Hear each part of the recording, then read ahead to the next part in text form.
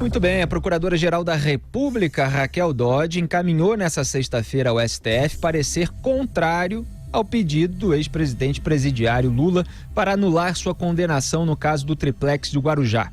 O pedido de habeas corpus acusa Sérgio Moro de ter agido com parcialidade ao condenar Lula no caso do triplex, quando ainda era juiz federal em Curitiba, e depois assumir cargo no primeiro escalão do governo de Jair Bolsonaro. O recurso pode ser julgado no próximo dia 25 pela segunda turma da Corte. Em parecer, Raquel Dodge questiona o uso das mensagens entre Moro e Deltan como elemento para anular o caso de Lula. Segundo ela, o material publicado, aspas, ainda não foi apresentado às autoridades públicas para que sua integridade seja ferida, fecha aspas, como a gente vem comentando aqui há dias. Ela afirmou também, aspas, diante disso, a sua autenticidade não foi analisada e muito menos confirmada. Tampouco foi devidamente aferido se as referidas mensagens foram corrompidas, adulteradas ou se procedem em sua inteireza dos citados interlocutores. Fecho aspas. Há pouco, a defesa de Lula rebateu em nota a manifestação da PGR pela rejeição do HC que pede sua soltura e anulação da condenação pelo triplex por suposta suspeição de Sérgio Moro. Os advogados dizem que o pedido, aspas, não está amparado nas reportagens divulgadas pelo The Intercept, fecho aspas, mas sim em diversos outros atos do ex-juiz durante a investigação.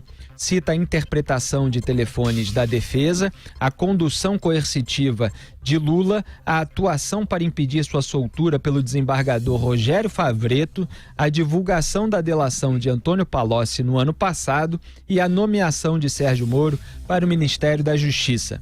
Diz a defesa de Lula, atenção, hein, aspas, em 13 de junho de 2019, fizemos apenas o registro nos autos daquele habeas corpus de que as reportagens publicadas pelo The Intercept a partir de 9 de junho, cujo conteúdo é público e notório e nessa condição independe de qualquer demonstração, remetem à conjuntura e minúcias das circunstâncias históricas em que ocorreram os fatos comprovados nestes autos e sublinhados desde a sustentação oral realizada pelo primeiro subscritor em 4 de dezembro de 2018. Fecho aspas aqui para a defesa do Lula e já comento. Vou explicar para vocês o que isso significa. Vamos lá. É o seguinte, Augusto. Eles colocam lá nos autos daquele habeas corpus, para usar a expressão que eles usaram, eles colocam lá a citação às reportagens do Intercept. Na base do quê? Do velho se colar, colou.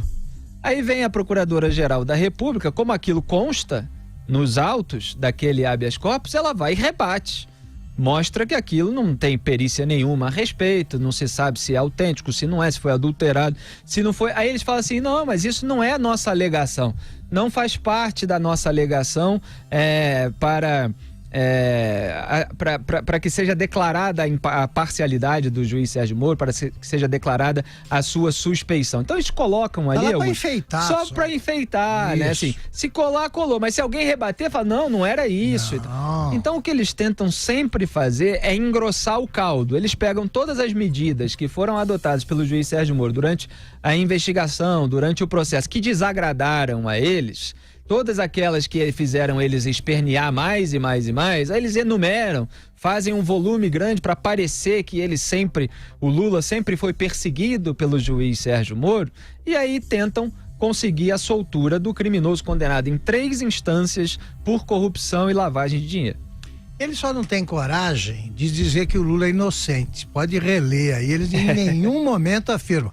Tem que ser libertado porque é inocente. Por quê? Porque as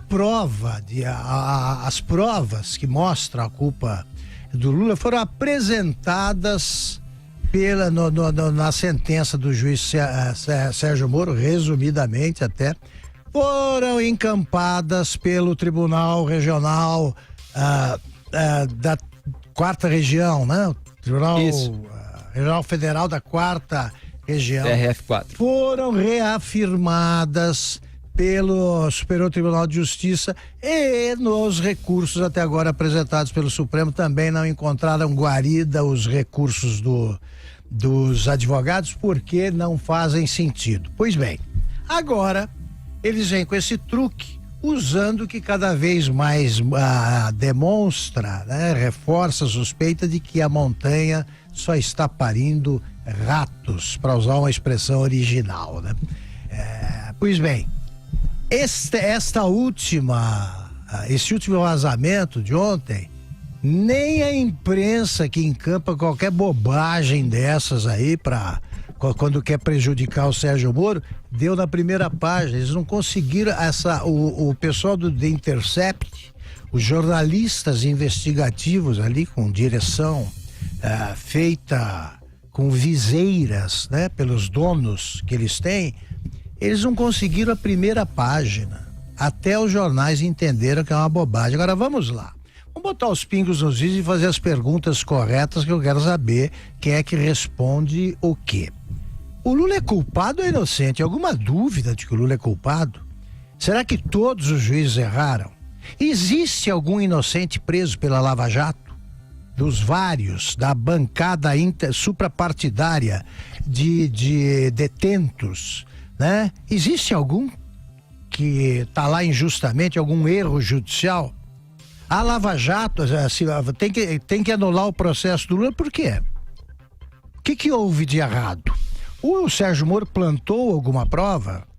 Ele fez simplesmente o seguinte, fica com essa conversa, a imparcialidade e tal, num determinado momento, depois de reunidas provas robustas em quantidade suficiente para convencer até míope profissional, um juiz tem que tomar uma decisão, e ele deve levar em conta que o dever de todo magistrado é buscar a verdade e fazer justiça. E foi isso o que o Sérgio Moro fez. E é assim mesmo, é conversando com procuradores de uma força-tarefa que se destrói uma organização criminosa que formada por poderosos dos três poderes, que conversaram muito entre si, fazendo todas as tramas e sem ultrapassar qualquer limite da legalidade.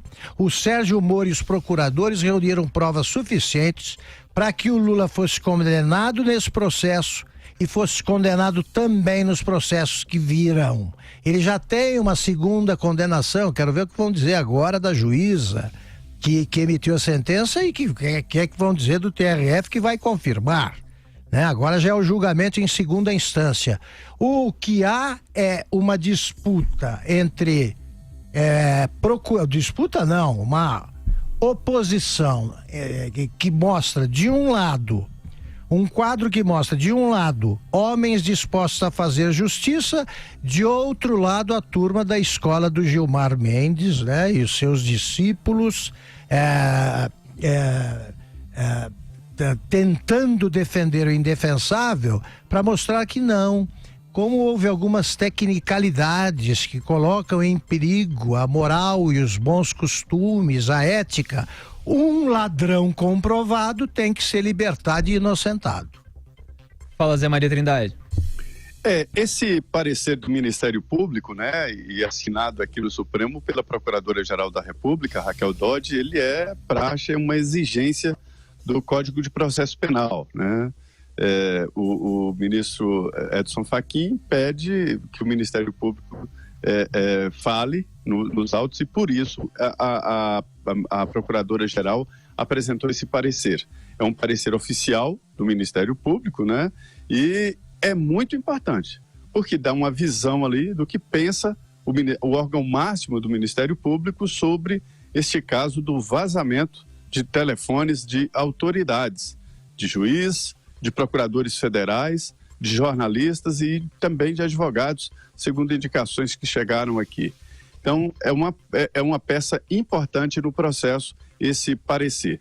Do outro lado, a denúncia a história é tão frágil, a tentativa de anular o processo, que nem os advogados do ex-presidente Lula acreditam nela, né? De tão frágil.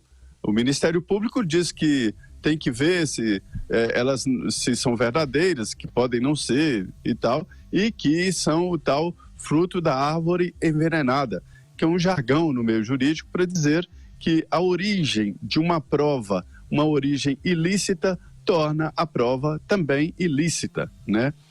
Isso tecnicamente falando, né? Quer dizer, o princípio é este. Agora, isso que o Augusto falou é muito importante, que é aquela fala bem didática, né, do Luiz Roberto Barroso, quando ele diz: quem é que vai desmanchar a realidade? Quem é que vai apagar as transferências de dinheiro? Muitos delatores já devolveram o dinheiro. Ninguém devolve o dinheiro que não roubou. Se é dele, ele não devolve o dinheiro.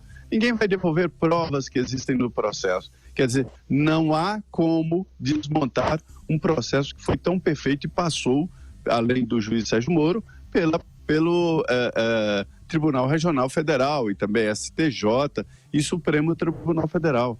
Então, uma coisa não tem nada a ver com a outra. É muito importante, porque é uma posição do Ministério Público ali definindo que esta invasão pode ter levado a um resultado alterado, depois ninguém sabe.